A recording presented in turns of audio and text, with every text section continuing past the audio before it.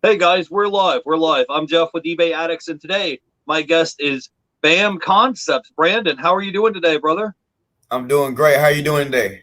I'm doing well. I'm doing well. Go ahead and introduce yourself to our audience in case they don't know who you are. You can tell people who you are, where you're from, and tell them what it is that you do. Okay. So yeah, I'm Brandon McWilliams. Bam Concepts is my Instagram name. I'm from Atlanta, Georgia. I've been reselling on eBay since 2008, and right now I'm just a reseller. I sell on eBay, Amazon, and a lot of the other popular websites like StockX, Poshmark. And right now my goal is to teach as many people as I can the art of reselling, so I can help them spark their entrepreneurial spirit that lies within them, and that they can live financially free like me and a lot of other entrepreneurs. So my goal right now is to teach, inspire, and coach.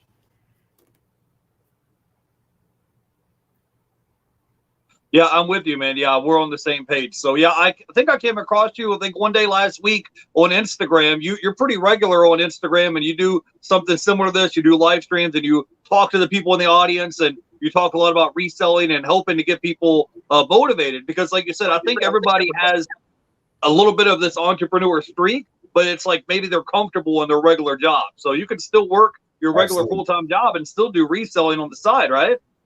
Absolutely. And I feel like that's the perfect transition from 9 to 5 or no entrepreneurial experience to actually getting your feet wet and allowing you to learn how to run a business from the ground up. You know what I mean? So I feel like that's the easiest way to start someone from the ground up and launch them into entrepreneurship. So definitely, absolutely.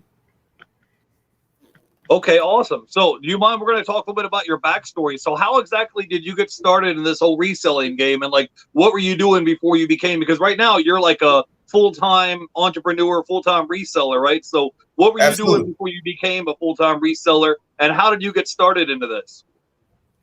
I'll be honest with you. I've always been an entrepreneur. So I've always been in this buying and selling things. When I was like 8 years old, when I realized that you could take metal and make money from the dispensary, I used to collect cans in my neighborhood from a young age. And whenever, sometimes I get lucky and find an air conditioner, and that'd be a good payday for me. And when I was like in middle school, I sold candy. I sold candy. So I've always had that buy low, sell high mentality.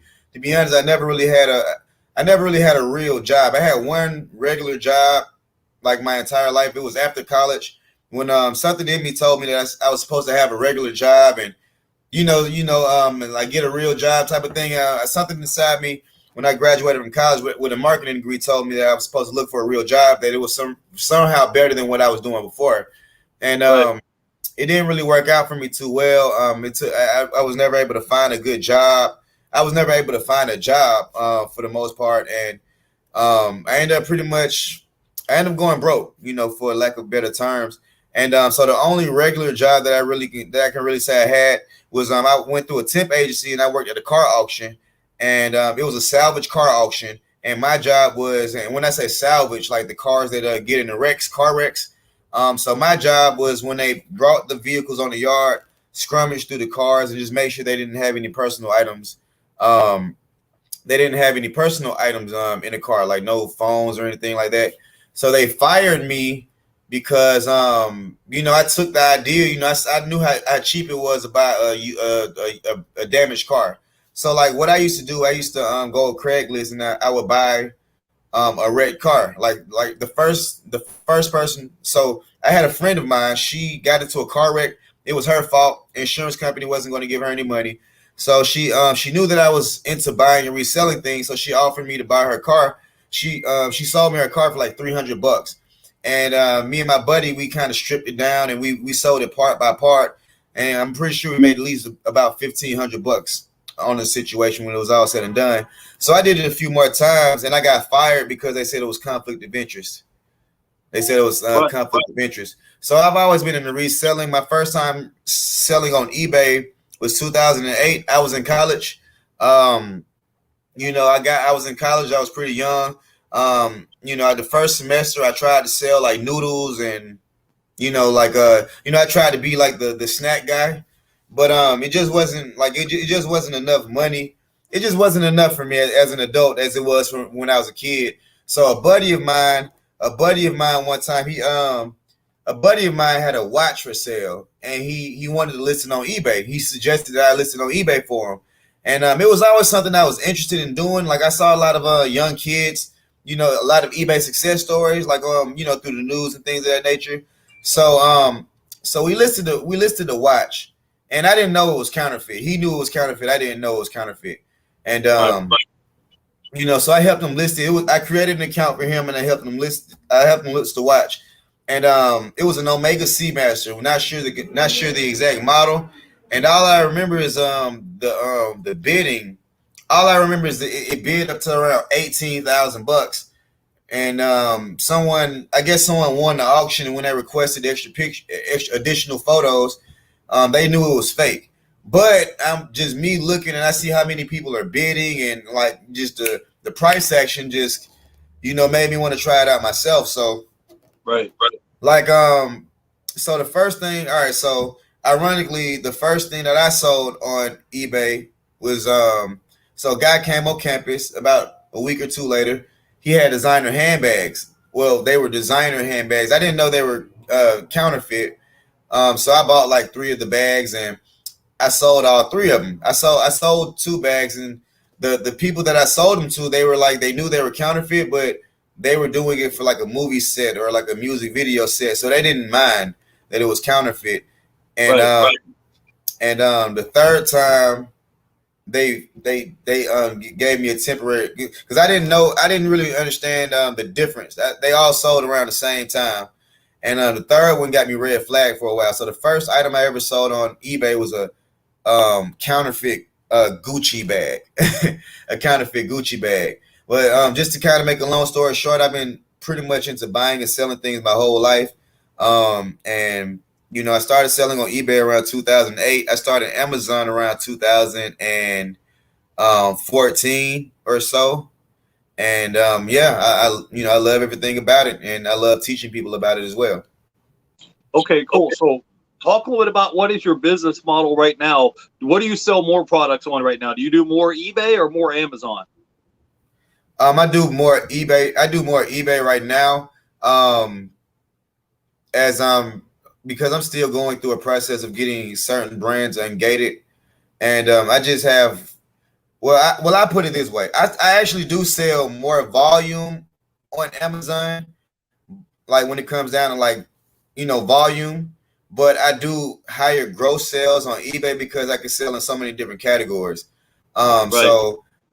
So my business for the most part runs on eBay for the most part, and Amazon I'm still building to the point where I can lead with Amazon and kind of make eBay secondary. So, okay. But I'm. Mm-hmm. Go ahead. I didn't mean to interrupt you. I was going to say, what is like your niche? Like, you sell a lot of shoes or clothing, or what is like some of the most items that you typically sell? Right now, I don't really have a specific niche. All right, so one of the main methods I use to purchase my items, I get a lot of inquiries from local sellers. So the things I sell most of: used clothing, shoes, and electronics. And and I'm also a big time gift card reseller as well. Yeah, I wanted to get into that. I was watching one of your YouTube videos, and you were talking about how you were using gift cards, and I think you were at like a Ross or a Marshall's, and you had a gift card, and so what you did is you got a gift card. It was like 60 cents on the dollar. So basically, if the gift card was $100, you paid $60 for it, and then now you had all this credit. So when you got time to check out, not only did you get this item, let's say a pair of shoes from Marshall's on discount, but you were able to use your gift card on top of that. So it kind of bring the price of the item down even further. So you got an even further discount. So whenever you got the items to resell it, you were making more profit margin. So I had never really thought about that before. Do you want to talk about that for a minute? Absolutely. So I've been buying and reselling gift cards, I want to say around since 2015. To be honest with you, that's pretty much what kind of exploded my reseller business. That's what pretty much, because all right, so I live in Atlanta, a lot of it's a pretty large city. I see a lot of pawn shops. I used to see a lot of pawn shops advertising on like we buy gift cards, and it used to always kind of strike me because I was a reseller. Sometimes I would buy things from the pawn shop and resell online, or something that I couldn't get rid of. I would go to it. So I have a lot of relationships with a lot of different pawn shops and thrift stores in the city, and I would always see we buy gift cards, we buy gift cards, we buy gift cards. So I just started advertising for it. Honestly, like I started advertising for it. When I say advertise for it, like I would put like a basic ad in Craigslist, or I would leave like a paper flyer on the desk of like a leasing office desk or like a bulletin board, and I literally overnight just started getting a bunch of phone calls related to people that needed to sell their gift cards, because it's a lot of different types of reasons why someone would want to sell a gift card. They might have received a gift, and it might have been from a store that they don't really shop at, and they might just have X amount of excess, dollars on the card. You have a lot of people that in our city, you have a lot of people that so say for instance they had a store credit card, and a lot of sometimes people purchase gift cards to liquidate their credit card if they're short on cash. So you have a lot of people that do that as well. You have a lot of people that just wanted to return some items, like maybe they received a gift, they wanted to return the item, but they don't have a receipt, so they can't receive a cash value, so they receive a gift card. You got some people that just go, I know some people that just go shopping a lot. They go shopping a lot. They always have something in excess. They always throw their receipt away, and they always return the item to get a gift card. So it's like overnight, I started advertising on Craigslist and, like OfferUp, because I advertise for a lot of the products that I, flip, like shoes, clothing, electronics. I advertise so that way I get a lot of, I'd love to do retail arbitrage, but I also receive like a lot of phone and text inquiries of people that have to sell things. Just based on word of mouth, people that already know me, and sometimes I advertise for it in Craigslist. So yeah, like overnight, a lot of I started to get a lot of business, like people that needed to turn gift cards into cash, and that definitely helps in the retail arbitrage world, because like we saying, you get a double discount.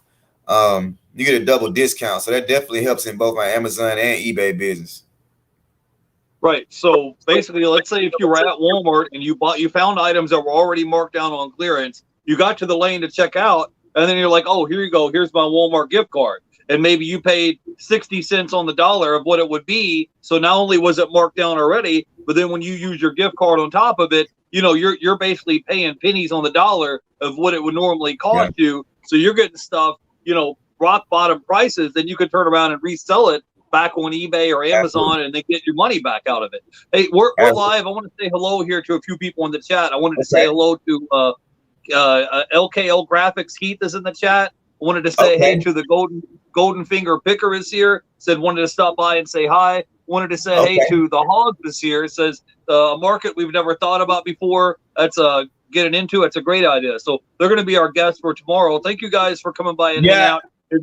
If you have questions for our guests, drop it in the chat. So I wanted to ask you a few questions now. Now, if I called you up and I said, "Hey, Brandon, I have this gift card I want to sell you," do you meet them somewhere, like at Walmart parking lot or something, and then do you have to verify the card to make sure that there's money on it? How do you do that? Yeah, absolutely. So I mean, the big thing about the gift card business, you do have to be clear of people that are into scamming and things of that nature. And you normally, I meet people in public parking lots like Starbucks or like food court parking lot. I live right next to a mall, so I love to meet people in the food court, which is very secure. And if I was to buy someone's gift card and I was able to use it online, I'm very cautious as to purchasing a gift card that has a PIN number, because you don't want to, or on another note, another thing you might want to do. So I use gift cards a lot in online arbitrage as well. Sometimes just to kind of secure the purchase, to make sure that they don't double back on me, and I guess try to it just depends. A lot of times the people that I do business with are word of mouth, you know what I mean? Like they kind of just know who I am. So a lot of the business I do are like repeat clients, like might be not necessarily repeat, but referral based. People or not necessarily referral based, but I like to do business with people that I know through 6 degree separation. If that makes any sense. Or so when it's like someone that you don't know, you just want to make sure you meet them in a safe area. You want to make sure that you are cautious if you're to purchase a gift card that does not have the pin scratch. And a way to protect yourself is buying something on the spot, like purchasing an item on the spot. That way you pretty much you use the gift card before before the exchange is over. That way you're just knowing that way 100% sure. That way you're 100% sure that that you're going to get your money's worth. I always make sure you're cautious of people and their tone of voice, and it's kind of hard to say. I deal with people a lot. I've always had great experiences. It's not too many chances where I get where people would try to pull a fast one on me, but it has happened before. It definitely has happened before. So like you were saying, as far as so I call it price hedging. I do so another thing I do. My mother was big with couponing. So before I even began buying and reselling gift cards, my mother was always talented at couponing. Like she was a big time couponer. She's one of those. She's one of those women that'll go in Walgreens and come out with free laundry detergent and things of that nature. So Right. so I use I try to get hip to coupons. I'm always trying to get hip to store sales. Like I track store sales and things of that nature. Because my idea is I'm more of the pricing type of guy. I don't really have a product niche because I just kind of have fun with a few different things that I do sell. But I'm more of a pricing guy. I'm more of a pricing guy. So I'm big on looking for gift cards, coupons, tracking sales days, building rapport with people that know when the secret sales are going to occur. If that makes any sense. So I'm big on attacking the price. I'm big on attacking price reductions. Right. I wanted to ask you a question. Earlier, you said that you have a lot of rapport, that you've done business with a lot of people, like pawn shops, and there's a lot of people in the area that you've done business with before. How important is it for you to be able to kind of build up a relationship with people? Because maybe you talk to the manager at Ross or Marshalls, or maybe you're at Walmart, or you're at a pawn shop even, and they could kind of hook you up with deals that they may not give the general public, or maybe the general public doesn't know about it. Can you talk about that a little bit? Yes, absolutely. So that's huge. It can save you a lot of time. It can save you a lot of time and definitely a lot of money when it comes to the reseller game. Because at the end of the day, it's like going from a scavenger hunt to a grocery store. Like in a scavenger hunt, you don't really know where it's an egg or something that you're looking for, but you don't know where it's at. You gotta look for clues and all that to find what you're looking for. And the scavenger hunt would take a lot longer to find an egg on a scavenger hunt than simply going to a grocery store. So it reduces a lot of time. It builds the rapport. It feels good to build rapport, because that way it feels like a win-win. If someone in the store, if they have the time, you might be helping the store. You never know. You might be helping the sales quota for the day. So it feels a win-win when you put that rapport and everyone's on the same page. And like I say, it reduces time, you're saving money on the products, you're reducing time, and it just helps with the overall efficiency of your business. Because at the end of the day, sourcing products can be fun, but if it's a business, at the end of the day, it's a business, and you always have to find ways to improve your business and maximize efficiency. And yeah, building rapport is like one of the easier ways. You'll make more money, you'll save more time, and it's like the more rapport that you have, the more trustworthy the whole process is. Like when I say trustworthy, I'm saying like I don't necessarily mean trustworthy, but the smoother your business can go, the more obstacles you can count on, and the more you can get, the more control you have of your day. When you have help, when you have help, silent partners, those are always there to assist you with your business. Yeah. Now, Brandon, earlier you said that, like, let's say you bought a gift card, right? And let's say it was to to a restaurant or something, and you really don't want to go to that restaurant to use that gift card or whatever it is. Maybe it's at Lowe's or Home Depot or, some other obscure place that you really don't want to use that gift card. If you bought it for 50 cents or 60 cents on the dollar, you can still take that gift card and turn around and resell it, right? Brandon, I think we lost connection. Are you there? Hold on one second, guys. I think I lost connection with our guests. Try to switch phones real quick.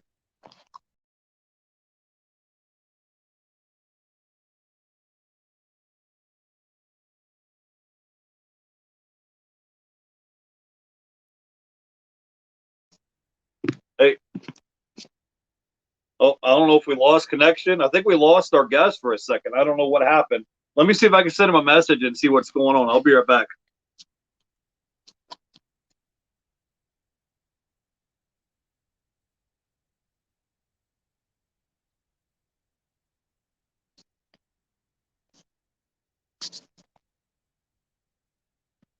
I don't know what happened to our guest. Sorry, guys. This happens sometimes. I don't know what happened to our guest. I'm gonna try to reach out to him, see if I can get a hold of him. I'll be right back.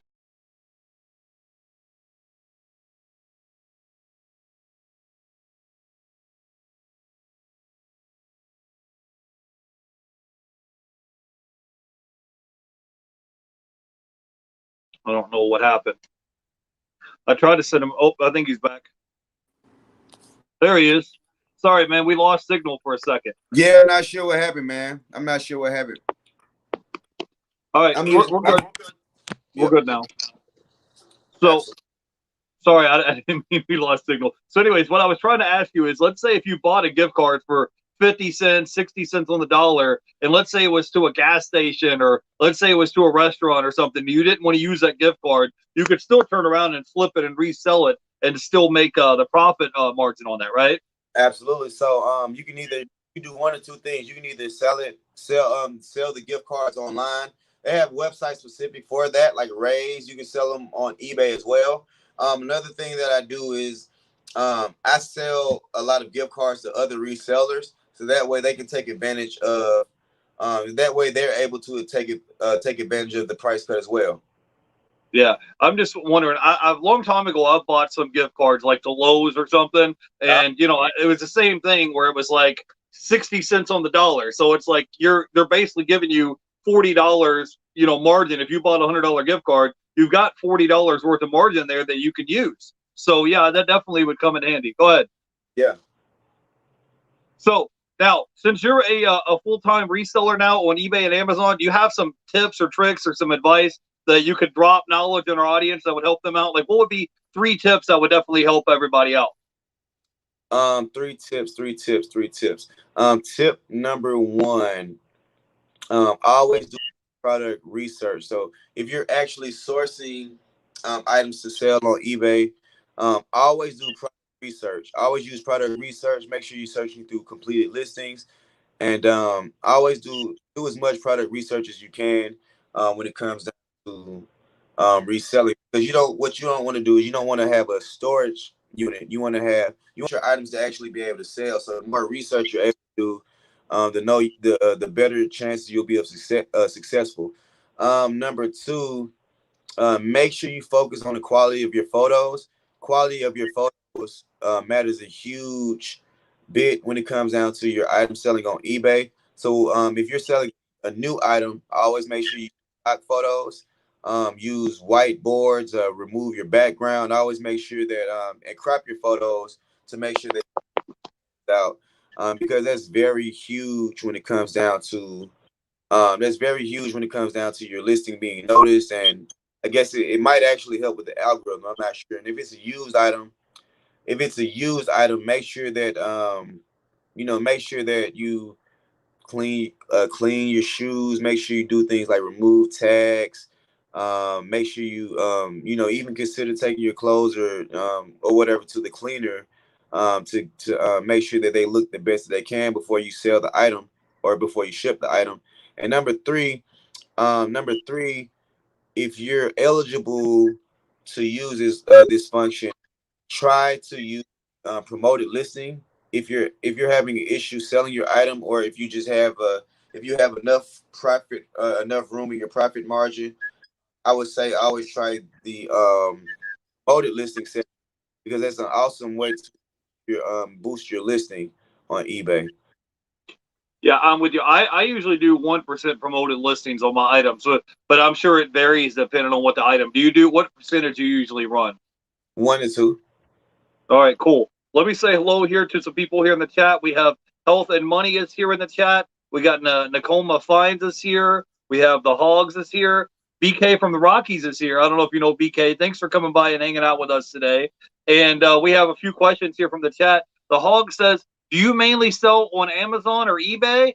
And so we talked about that earlier. What is like the platform that you use the most?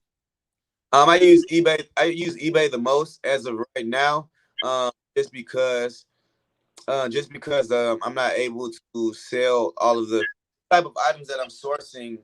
I'm not able to sell those in volume like I would like to on Amazon.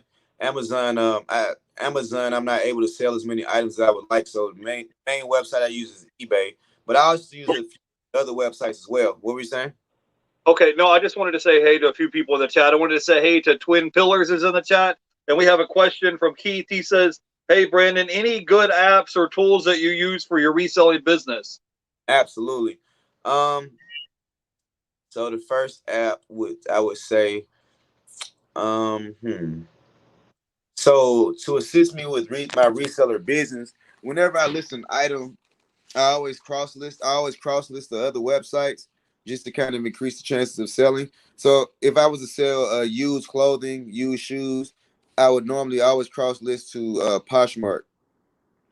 If I'm selling like let me see, an item like an electronic or like a home and garden, then I would list those items on like a website like OfferUp or Mercari. If I'm listing like a pair of like cool sneakers, when I say cool, like retro Jordans or something that the college kids would be wearing, I would list those type of shoes on StockX and GOAT along with eBay. Another app I use, an extension that I use is Keepa. That's for Amazon to help track pricing and sales data. I also use Jungle Scout. I use Jungle Scout for the same thing to help kind of do product research for Amazon. I use Google. Google is pretty. I love to use Google when it comes down to my listings. So I use Google a lot to copy and paste my listings. So like I use descriptions that I copy from, like when I say Google, like websites that you find from Google, I often copy my description. So I would have my own personal introduction and bio, and I normally use Google to find like stock photos and things of that nature. Um, let's see any other apps. And I use in my reseller business, I try to use different social media apps. Like I use my Facebook app to help market either myself as a reseller, because you never know if someone has something that you're willing to buy. And sometimes I use Facebook Marketplace to help sell some of my items. Yeah. And those are the only I can think of off top. Yeah.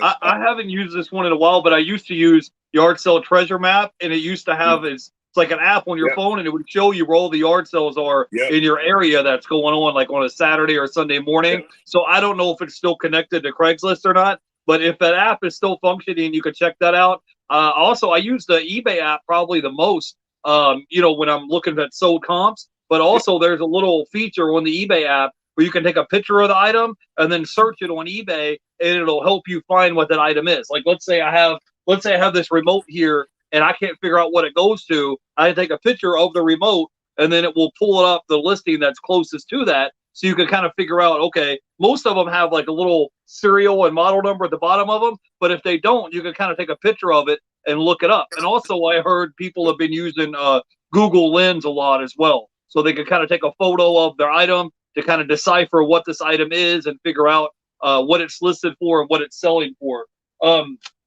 But yeah, most app that I use, the biggest one is just eBay when you're just looking up, scanning barcodes, you're looking up sold comps, things like that. But yeah, like I said, Google Lens is a real popular one, the Art Sale Treasure Map, and then, like I said, just the eBay app itself when you're trying to take photos of the item and figure out, because sometimes there's parts or pieces and you may not know what it goes to. You may not know what it's worth or and all that. Maybe a vintage toy or electronics, and you don't know what it's worth. Yeah. Nakoma Fine says Google Lens is a game changer. Yeah, for sure. So, Hog says bummer that Yard Sale Treasure Map lost their contact with Craigslist. Yeah, in the past I used to use them all the time, and it would have a bunch of red dots on there, and you could click on it, and then it would take you right there to your GPS Google Maps, and it would take you right there, and you could hit 4 or 5 yard sales in that same block, in that same neighborhood. So you're not running around like a chicken with your head cut off trying to figure out what's the nearest yard sale. So so I've used all those in the past. So Brandon, man, kind of talk to me a little bit about your business model. I was watching you last week, and you were talking about doing a little bit of retail arbitrage where you would buy clothing from one store and then you would turn around and post it on eBay and Amazon. Can you talk about that? Because I feel like, man, you come at reselling with a total different angle than 90% of the people that I talk to. So I feel like you see things in a different perspective. That's one of the reasons why I wanted to have you on. So could you talk to me a little bit about some of your techniques and some of the strategies that are working for you? Okay, absolutely. So, like you said, one of the main things I do is retail arbitrage. That's pretty much when you go inside of the store and you purchase items and you flip them on eBay, Amazon, and other websites. Like we mentioned before, one of my main strategies that I use when I do retail arbitrage, I focus on sale days. I focus on I try to get as many coupons, discounts, cards as possible. Even go inside. So more than likely, whenever I go in and source products for retail arbitrage, I check the sale before I even go inside of the store. Let's see some more techniques that I have. So I also do online arbitrage. So there's a lot of items that I buy on eBay that I flip on Amazon. To take it a step further, I bought items on eBay and I flipped them. I've turned around and flipped those same items on eBay. So the easiest way to do that is if you look through the auction, you look through auction. So if you see a product and you look through the auction, since it's kind of weird, but since Amazon like soared past eBay in terms of overall sales, like around 2012ish, 2011, 2012ish, it seems like eBay's auction platform kind of got weaker. It seemed like Buy It Now got stronger, and it seemed like the auction, because back in the day, the auction factor kind of made the whole bidding process exciting. When you see different people bid, when you can see the price jump, and it seems like since around 2012, the auction method slowed down for not for every item. For rare items, for antique items, those are still pretty good. But for just in general, it seems like the bigger Amazon got. It seems like the auction feature kind of slowed down. So going back to what I was saying, if you're doing online arbitrage, you can actually look for opportunities on eBay and flip them on eBay. So if you look through the auctions, a lot of the auctions are very, very low. Like the prices are very, very, very low. Or it could be something else, like I was mentioning before, picture sales. So if you have a seller and they don't have the best pictures, it might not get the credit it deserves. It might not get the exposure it deserves. So there's a lot of arbitrage strategies on eBay alone. Like as far as you can buy from eBay, sell on Amazon, or buy from eBay and sell on OfferUp, so forth and so forth. So online arbitrage is another big thing. On Amazon, one thing that a lot of the main brands that you want to sell require approval, like New Balance, Michael Kors, Nike, just Right. the top brands. But I have found a way that you can find brands that aren't gated. That's the term, gated, and that would be so what I did, and I'm still in the process of comprising a list of a few different brands that you can that you're able to sell on Amazon without approval. So what I did is I went to a department store website. I went to Macy's specifically, and I went to a section that said shop by gender. So I clicked on women's, and another tab popped up that said shop by brand. So once you click that button and you click all brands, every brand on the site that went in they have a women's section pops up. It might be over 200 brands, and this takes time. But what you would have to do is you have to just kind of copy and paste brand to Amazon. You would have to copy and paste each brand to Amazon to see which ones do not require approval. So a couple of brands that you can sell on Amazon that don't require approval are Alfani, spelled Alfani. It's not the most popular brand, but they sell it in a lot of different stores. Um, Another would be BB. BB is it's like a younger designer type of brand. A lot of the young girls in like college, they wear a lot of their flip flops. Spelled Bebe, and that's that you can sell on Amazon without approval. Another one that's kind of popular, but kind of popular, but kind of not, is Sharper Image. I'm not sure if you're familiar with Sharper Image, but they make a lot of I want to say toys or as seen on TV products. So you just do your research for that.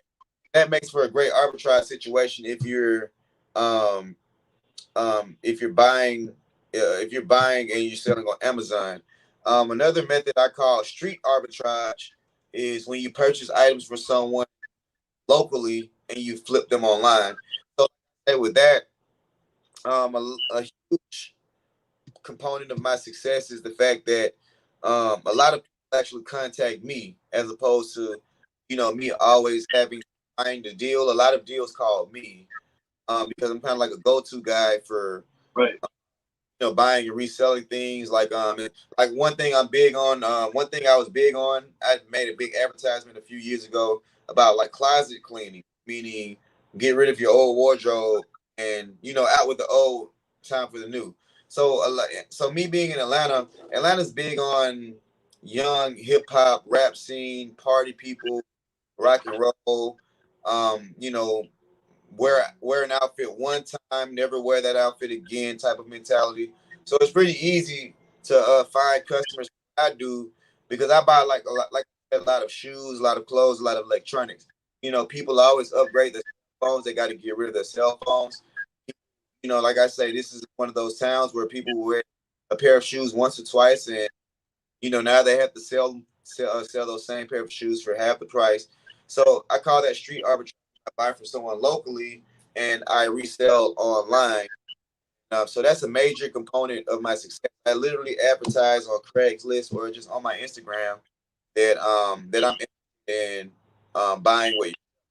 And so me personally, a lot of my customers for that come from like the college network and just my personal network in general. So I've been in Atlanta pretty much my whole life. Um, and I know a lot of people. A lot of people know me. So whenever people want to get rid of something, I'm just always been a go-to guy. Um, I say networking. I get a lot of phone calls whenever there's a sale, and like I said, I've been doing it for since about 2008. I live in a Right. city connected to a lot of smaller cities. I get a lot of phone calls. I get a lot Yeah, of. I got a question for you, Ben. How many items do you currently have listed right now on your eBay store? So I've got 3 eBay stores. I've got a total of, I want to say, 62 items. 62 items. 60, Okay. 62 But items. but you sell a lot of stuff locally as well, and then you sell a lot of stuff on Amazon as well, right? I don't really sell a lot of things locally. I buy a lot of things locally. Okay, cool. I So buy, I buy a lot of things locally, but I really love using apps to sell the items. It's a little weird, but it's easier to control. it's easier to control my day when I'm just a buyer, because it's my obligation if I actually want to buy it or not. I'm the one. If we meet up in a safe location, I kind of control the whole facilitation of things. But when you try to sell locally, like it would help if I had like a storefront, but I don't have a storefront. I just have like a storage. I just have places where I store items. I ship them out. So I buy locally. I don't necessarily sell locally. I will, but I don't. You know what I mean? Like I will, but that might be like, if anything, like 3 to 5% of my business. Right. Okay. Cool. Now, what would you say if I called you up, Bam, and I said, "Hey, man, I'm doing reselling part time on the side. Maybe I'm doing it on eBay, and I'm making a little bit of money. Maybe I'm doing $1,000, $2,000 a month, and I want to ramp up my business so I can make a full time income. Maybe my goal is to make 8 or 10 grand a month in reselling and sales. What do I need to do to kind of turbocharge my business? What would you say? What I would say, um, one or two. All right, so to turbocharge your business, I would say focus on a niche. I would say find a specific niche and master that niche. It's gonna take a little time, but I would say find a specific niche. Focus on networking, like reseller. So the thing about the reseller community, we have a great community. We don't have a jealous community. We don't have a crab in the barrel mentality type of community. Resellers are pretty cool. Like they love to tell you what they just bought and how much they bought it for, and they love to tell you how much they sold it for. And they're not bragging. They actually wish you would have been there to do the same. They congratulate others when they make a huge sale. And so networking is a huge component to skyrocket your business. As soon as you start networking, so me personally, up until before I started networking with other resellers, it felt like I was the only person in the world that did eBay. You know what I mean? Like it felt like I was the only guy in the world that knew how to list an item on eBay. And I always thought it was the same skill to list a picture on Facebook, but I guess it's not like that. Some people, it doesn't click this to make a sale. So, but when I started networking, that's when I really started to grow my business. Like I say, I network with a lot of pawn shop owners, thrift store owners, a lot of clients. Um, so I do have a lot of people that every blue moon they might need like a lot of inventory. Like they might have a store. I have a buddy of mine, he has a store, and school's coming up. He's going to need book bags and like back to school type of clothing. So if I find any type of arbitrage, if I find a situation where we can both win, save money, I can make money, then then I'm gonna do my best to help my friend out with that situation. So networking will open your eyes up to more opportunities, better ways to do exactly what you're doing. And you have, the more friends you have, the more accountability partners you have. And like I say, this is a pretty good sport to have friends, because this is actually the one community where people help each other out. And me, I know, and no one can resell everything, everything. You know what I mean? Like no one can buy every pair of shoes. No one can go to every yard sale. You know what I mean? Like so, network. Another thing, if they want to scale, I would say they want to scale in the next 6 months. Start selling on Amazon to get as familiar with Amazon as possible. Start off selling books on Amazon, learn the ropes, and try to get ungated as fast as possible. Like ungated as fast as possible, because Amazon, they make a lot of every 3 seconds. I want to say they make like a couple hundred grand. I can't remember exact number, but get familiar with Amazon. Start off selling books on Amazon. Work your way up rankings. Get a like find a niche and get this proved in hot brand. And let's see, one more thing. Make sure you're into technology. Inventory tracker. Look for an inventory tracker, listing managers, like use technology as your silent partners to help scale your business. To help scale your business. Um, and let's see, last but last but not least, always try to learn more. Always seek help. And when I say seek help, always seek, whether it's through YouTube or that whether you actually have someone that's actually friendly enough to mentor or pay for.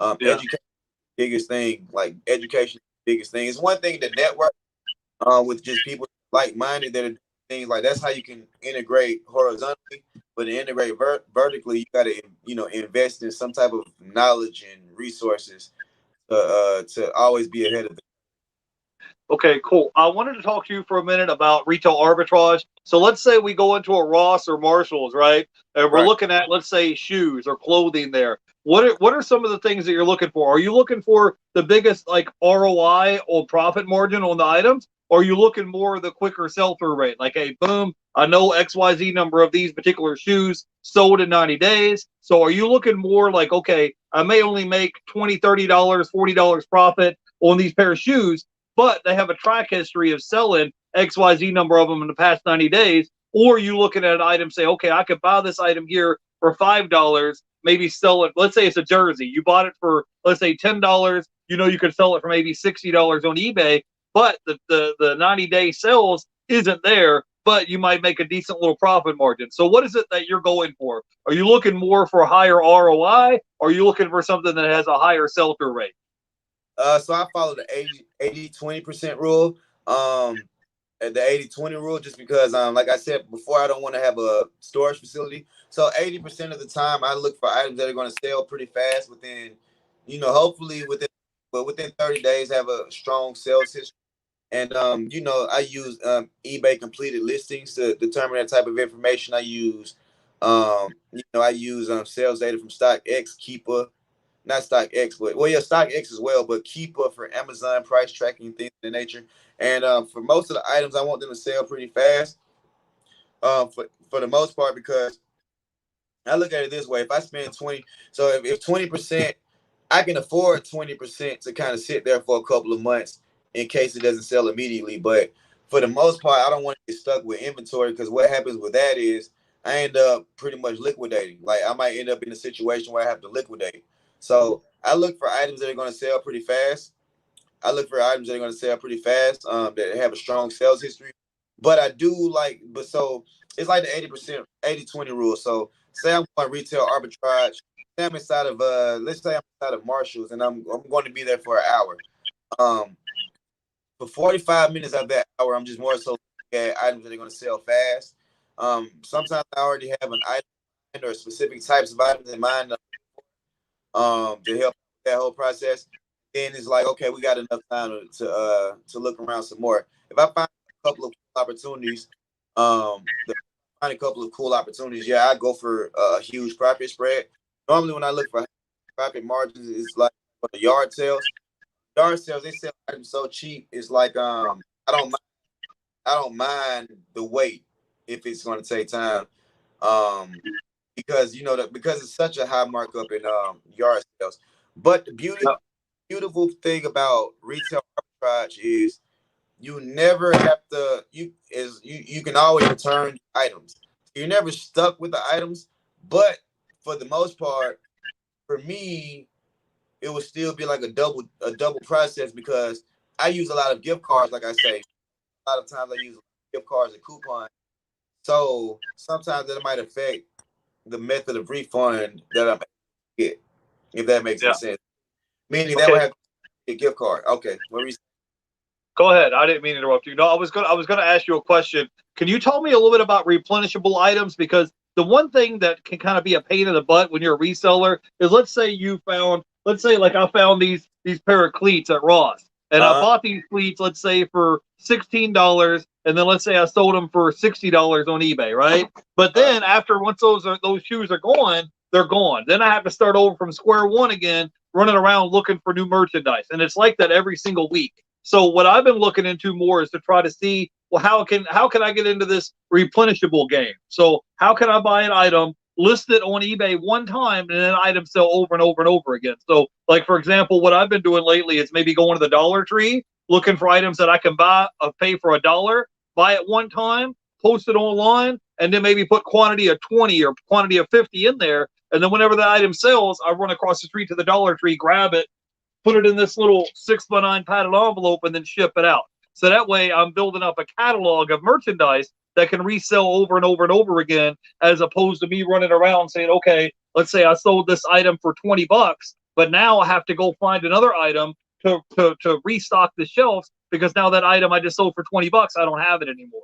Does that make sense? So, do you have any replenishable items, and can you drop some knowledge on us as far as that goes? Because is there an item that maybe you sell consistently on eBay or Amazon that you can sell over and over and over again? Yeah. Normally, to be honest, like digital products, digital Yeah, products. So I've got an ebook that I sell on eBay. It's a real estate ebook. It's for $5, and it's an ebook. It's a digital product, so I can sell that over and over again. As far as physical products, to be honest, no. I don't have not no not I don't have any physical replenishable items, but yeah. So I have an ebook that I sell on eBay. It's called How to Flip House with or Without Money, and so that's pretty much one of those products I can pretty much have a maximum quantity of. right. Um, yeah, unless I'm for sure that I know I can that I can have it in stock. Like if I like specifically if I can, like I said, I build a lot of relationships with a lot of store managers and employees.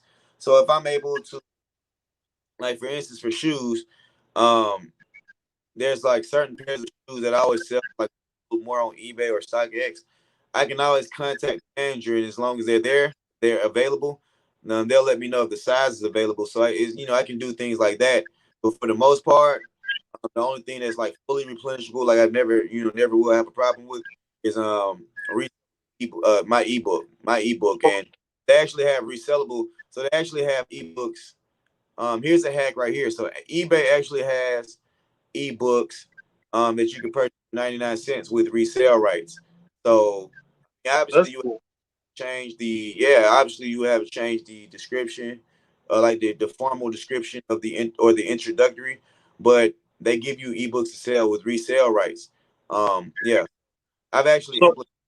Yep. go ahead, Brandon. Go ahead. Yeah. No, I was just saying. I've been doing that for a while before I even knew the use of it. That was just to get a higher feedback score. Buying products for $1, and fast forward 2021, I'm just kind of noticing how how dope that is as far as like being able to obtain that information for those type of prices and also have resale. Yeah, that's cool. Yeah, I've been looking more into trying to figure out a way I can order something maybe on Alibaba or AliExpress and then order the stuff and have it sent to my house. So instead of me trying to list 50 or 100 items, maybe I could list one item one time, put quantity of 100 in there, and then be through with it and then let that item sell out. Like, for example, I just listed some DVDs the other day and I put quantity of 600 in there, but the DVD sells for $20. And so you figure $20 times 600, that's $12,000 worth of merchandise.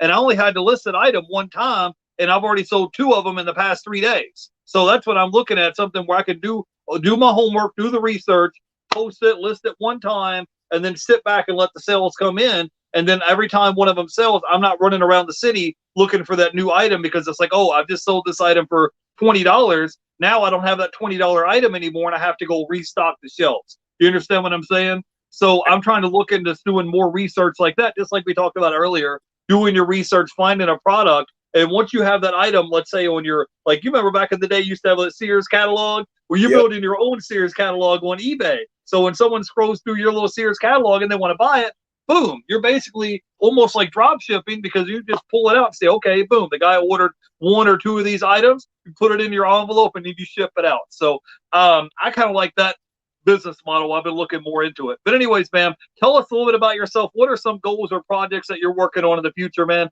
I know you've been building out your brand. You got like 33,000 followers on Instagram. You talk a little bit about your YouTube channel. Tell us a little bit about your brand and some projects that you have coming up. Absolutely. So, my name on Instagram is Bamconcepts, Bamconcepts. My nickname for short is Bam.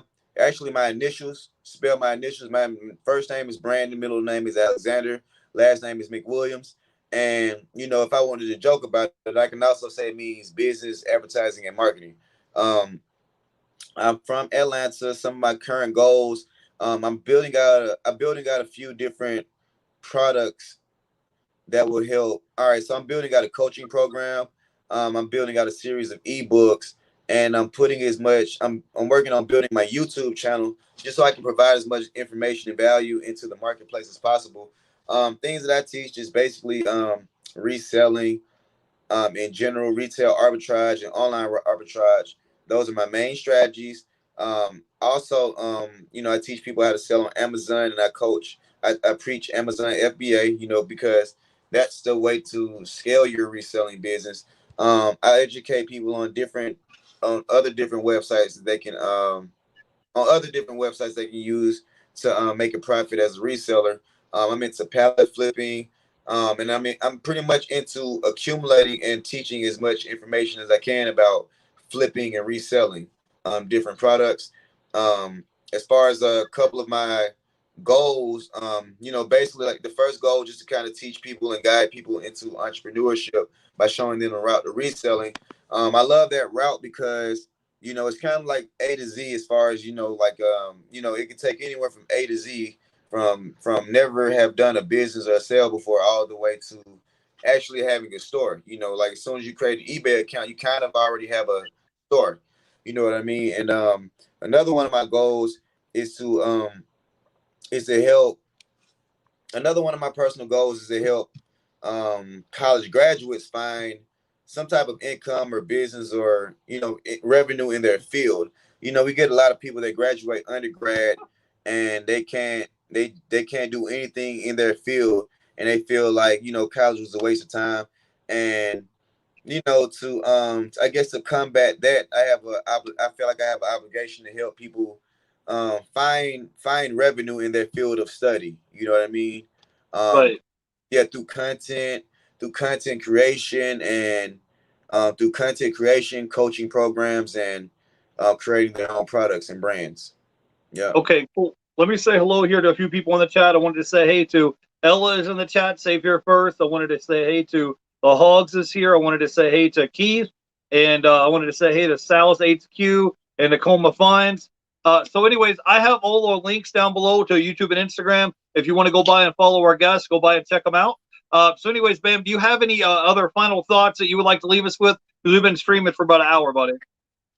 Final thoughts. If anyone's if you're interested in reselling, I say follow like good YouTube channels like eBay Addicts, and follow people that are passionate about the art of reselling, as opposed to people that are passionate about selling you on the art of reselling. Find passionate people.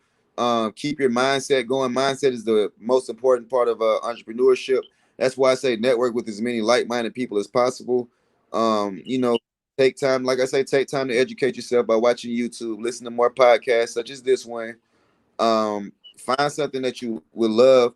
Find something that you love by looking at what you can get rid of the most of in your home. So what I mean by that, um, if you're someone and you have a lot of video games that you don't play, after you sell all of the video games in your house, that might need to be what you focus on, because if you have so much of it that you have to get rid of some of it, you might know a little more about video games than the average person. And I feel like you'll have a fun time. I feel like you'll have fun doing something that you already do. If you're a young lady, you have one too many pairs of shoes or one too many handbags.